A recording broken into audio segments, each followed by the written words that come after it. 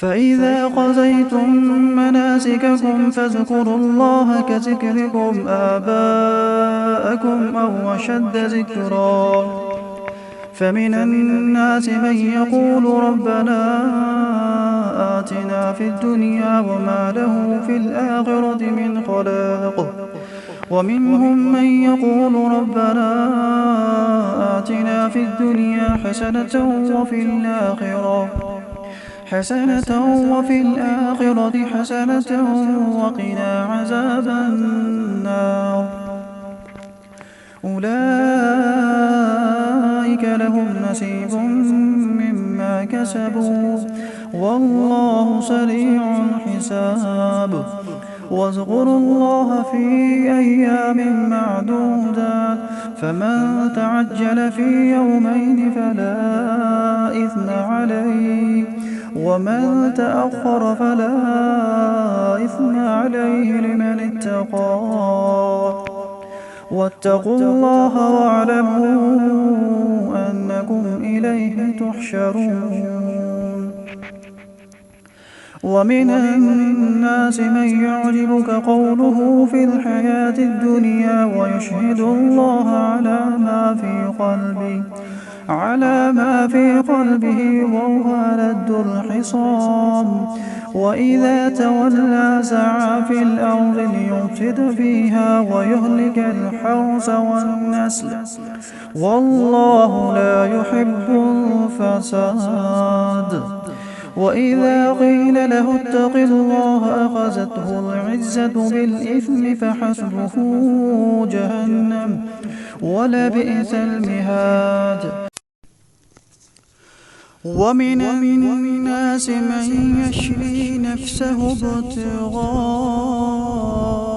مرضات الله والله رؤوف بالعباد. يا أيها الذين آمنوا ادخلوا في السلم كافة ولا تتبعوا خطوات الشيطان إنه لكم عدو مبين.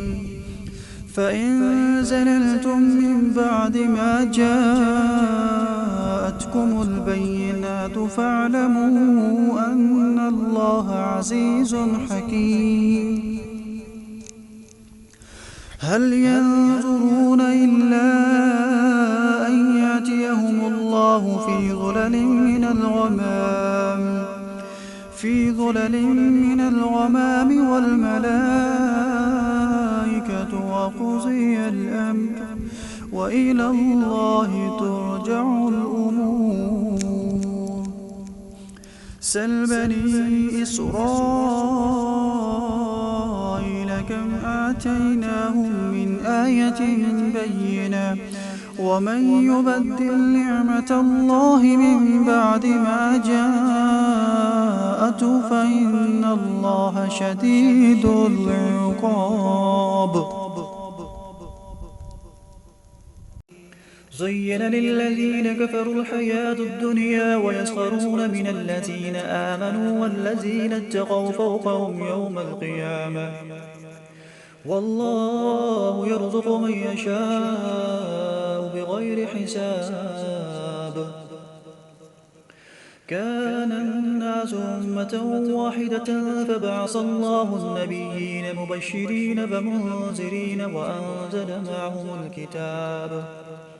وأنزل معهم الكتاب بالحق ليحكم بين الناس فيما اختلفوا فيه وما اختلف فيه إلا الذين أوتوه من بعد ما جاءتهم البينات بغيا بينهم فهدى الله الذين آمنوا لما اختلفوا فيه من الحق بإذنه والله يهدي من يشاء